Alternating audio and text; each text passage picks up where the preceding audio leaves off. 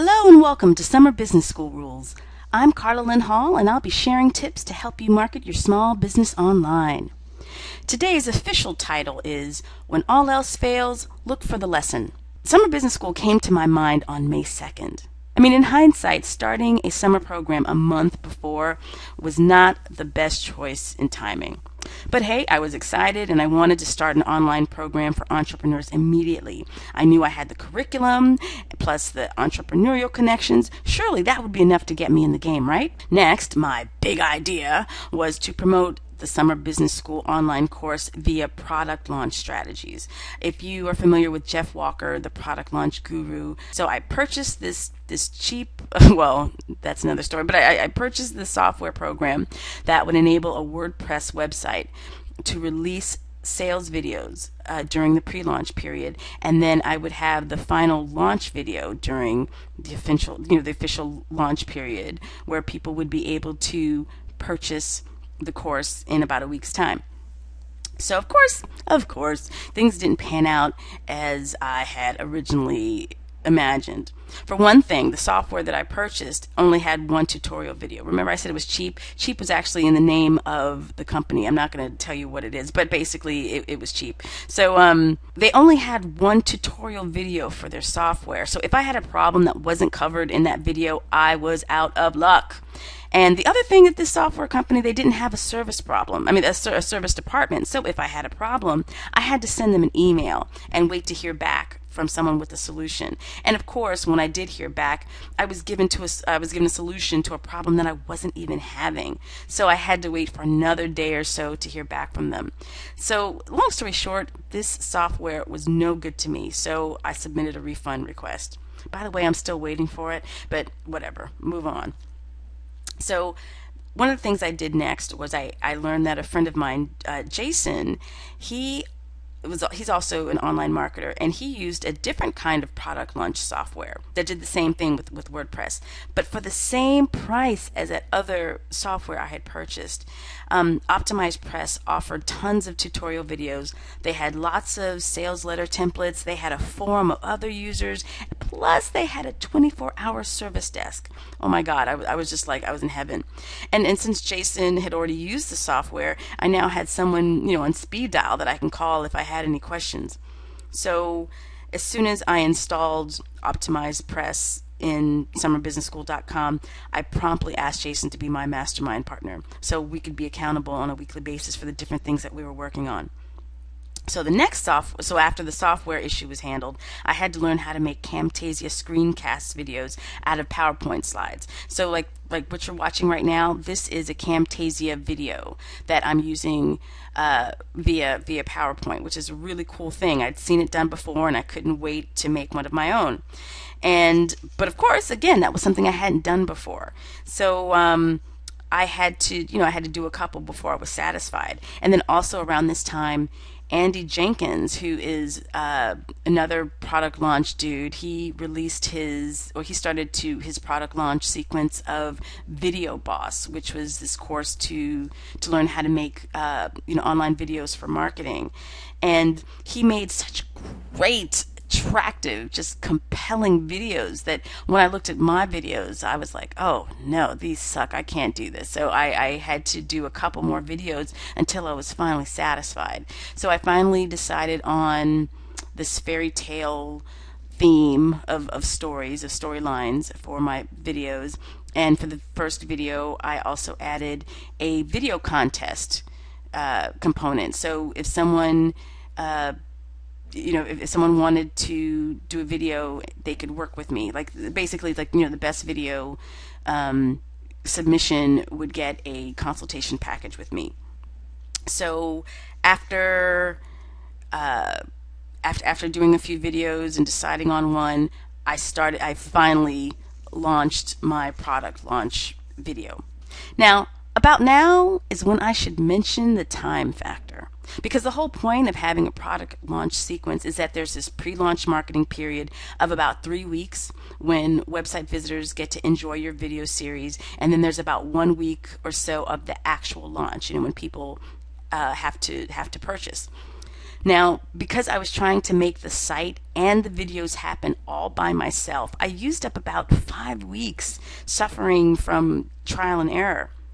So at that point, I had to pivot because the summer was about halfway over. So I helped out Jason when he gave a workshop at like a co-working space, and I realized, wait a second, I could give in-person workshops too. So I called around, I booked some dates, and I booked my first summer business school workshop, which also later became a series.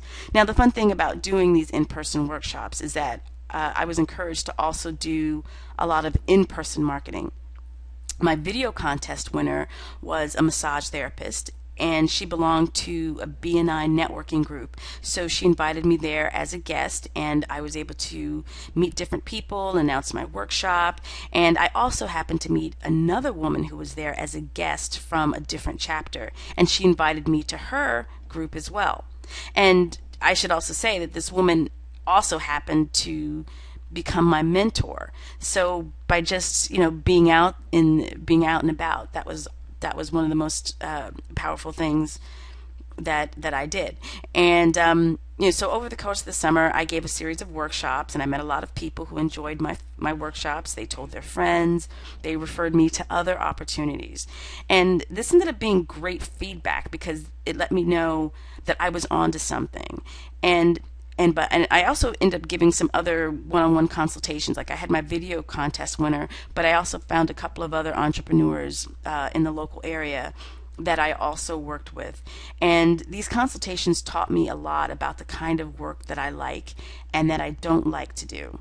And it also made sense finally that it was time for me to get an assistant and to delegate some of those tasks. Social media is one of my strengths, so I should also mention, on the plus side, I was able to use my Facebook and Twitter accounts for Summer Business School in order to curate content for small business owners.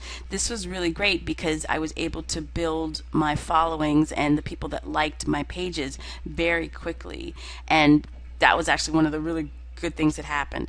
And I hired a consultant from New York City Business Solutions to help me restructure my business. Now, I don't mean just Summer Business School, but I mean my whole marketing business, because I had so much stuff going on, and I just, I said, let me talk to somebody, who has some experience and can give me some good advice.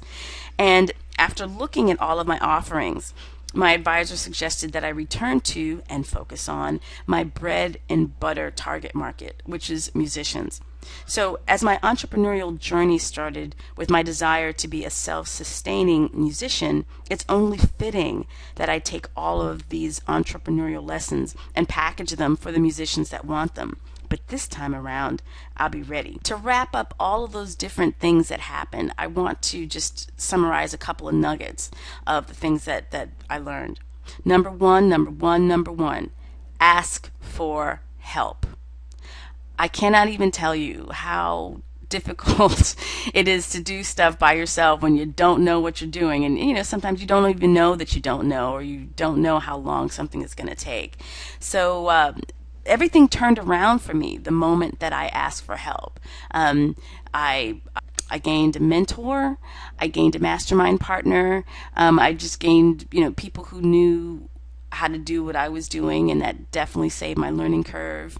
I hired an advisor to help me with my business, and by doing a lot of networking, people gave me a lot of referrals, and I was actually able to get even more workshop opportunities because of just being in the environment. So do not be afraid to ask for help. It doesn't mean you're weak. It just means that you're opening yourself up to more possibilities. Tip number 2, flex your strengths.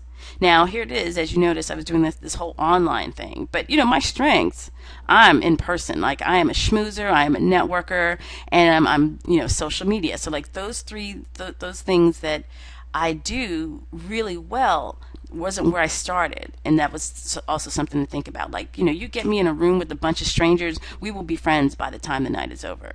We will have conversations and I will learn about you, you'll learn about me, and we'll have a great time and you'll want to work with me. At least, that's been my experience for the most part. Social media, I'm really good at curating content and getting people to want to come back and see what it is that I have to offer. As you notice, I didn't totally start from those places. So don't be afraid to start with your strengths and start with what you're really good at. And then, of course, you can delegate, get help with the things that you're not so good at. But definitely start with your strengths. Third tip, don't be afraid to change direction. So if you've seen the video on pivot, that's basically all that is. If you're trying something and it's not working, don't keep butting your head against the wall. Try something else. Try something else. Success isn't always coming in a straight line. You sort of have to zigzag. You go in one direction and then you bump your head and then you're like, okay, I'm going to go in this direction, and then maybe you get bumped again and you're like, okay, I'll go in that direction. So do not be afraid to change direction. Be flexible. Be like water. That's the way we have to be. So don't be afraid to change direction. Number 4, plan properly. It's even silly to even admit it now, but it is what it is. I came up with the idea. Remember, I came up with the idea on May 2nd. That doesn't mean I even started anything. I came up with the idea. So I came up with the idea in May, thinking, oh yeah, this will just take me a couple weeks to get it started. What the hell was I thinking? That was so wrong. But I was excited. I get it. And what I definitely have learned, if I'm going to do this again, and I probably will, but because I know better, I'll be smart about it. But if you're going to do a product launch, for example, or let me put it this way, in hindsight, if I was going to do a product launch again, that means I need to have all 4 videos ready to go before I even launch it, because I was also trying to do the pre-launch and create the videos all at the same time, and I felt like I was always behind the 8 ball, and I couldn't even get everything done in time. I was just dragging, So long story short, if you're going to do a product launch, do the videos first. Do the videos first and have that optimized press site or whatever product launch site you're using, like if you're using Kajabi or whatever, get that done first. Don't announce it and then try to scramble, to make everything happen, because it won't. I can just guarantee that it won't. It definitely happened that way with me, especially if you're trying to do it all by yourself. So plan properly. That would have definitely made a huge difference. And number 5, kind of the opposite, but not necessarily. Tip number 5 is don't get it perfect, get it going. One thing I have seen in my own life, and as well as other businesses, that people can be so perfectionistic about the things that they're going for. And you know what? Perfectionism is often just a disguise for fear. Sometimes we wait for stuff. We're like, oh, I'm just trying to get this right, or but the thing is, sometimes if you wait till it's perfect, you will never do it. You will never launch. So, the flip side of planning properly is, at some point, you have to let it go. You have to just go forward and just go for whatever it is that you're trying to accomplish. And you can always tweak it. You can always improve it, as you go. So just don't get it perfect. Get it going. You can always fix it later. And just don't let fear stop you from doing what it is that you want to do. So I have to say, after all of these lessons have been learned and digested, my next venture will do so much better because of the mistakes that I learned this time around. And that's okay. I don't feel, beaten or defeated. I just feel like, okay, this didn't work out the way I expected, but it was still really good in other ways. So let me take those lessons and move on. So, it's been a circular journey, but quite satisfying. And because of, the Summer Business School, my musician's blog at rockstarlifelessons.com and its readers will benefit from the business aspects that I'll be bringing to it. So, keep an eye out for that. So this is Carla Lynn Hall for Summer Business School. Take care.